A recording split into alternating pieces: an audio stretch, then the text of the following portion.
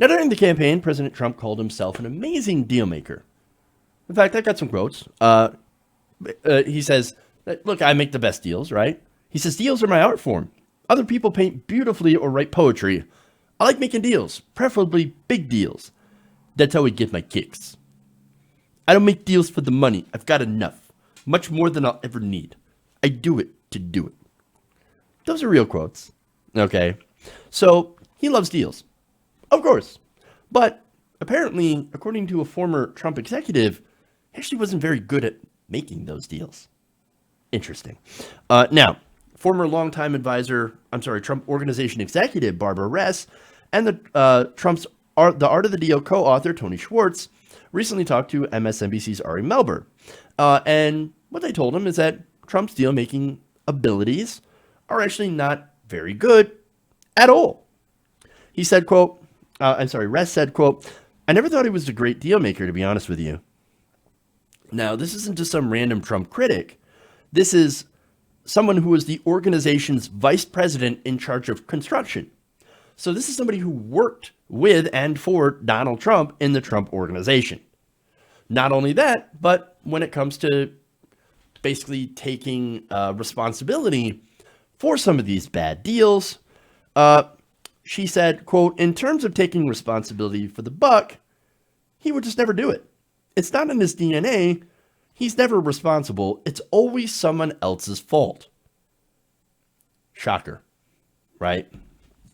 I mean, on Thursday, he was asked by a reporter if the buck stops with you over the shutdown.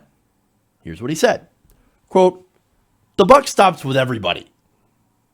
But that's not what she asked. She said, does the buck stop with you?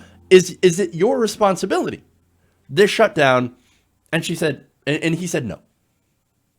No, it's not my fault. It's everybody's fault, except for mine. No, this shutdown is your fault. Again, you said you were happy to take all the blame for it, to own it. You said that right to Chuck Schumer's face. I will take 100% of this shutdown, and that's it. Like, this is my shutdown. I will be proud to take the blame for it. Okay, great. But now as for deals, now we go to Tony Schwartz. Now Schwartz said, quote, most of the deals in that book, the book that he wrote, were failures. And the number of deals he's made over the years since then have overwhelmingly been failures. He added that Trump was, quote, really one of the worst deal makers he's ever come across. Because look, here's the thing. Had he been a halfway decent deal maker, we would not be in a government shutdown right now. Now, I don't know if you know this, but Chuck Schumer literally has a spine made of jello.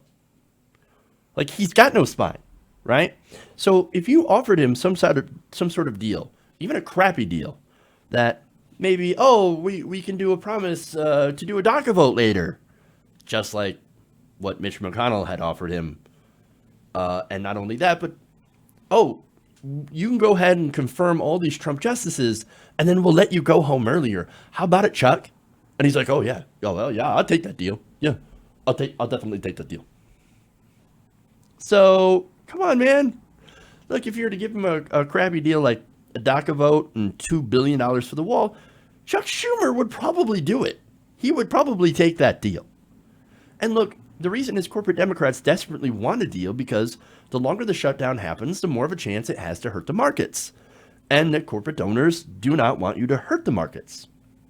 Now, and if Trump was some sort of deal maker, he could get, yes, reduced funding for that wall, and then trumpet to his base, hey, guys, I got funding for the wall. Chuck and Nancy, they're correct. I got everything that I wanted. And, look, he could tell that to his base, and then they would 100% believe it. Instead, Trump is a serial bungler. He bungled again. In their most recent meeting, he basically walked out. He took his ball and he went home.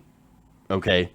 And so, and he did so because, look, he didn't get what he wanted.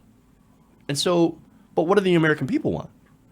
Well, most people don't want a wall. Only about 40% of Americans, 4 in 10, actually want Trump's wall, according to recent polling.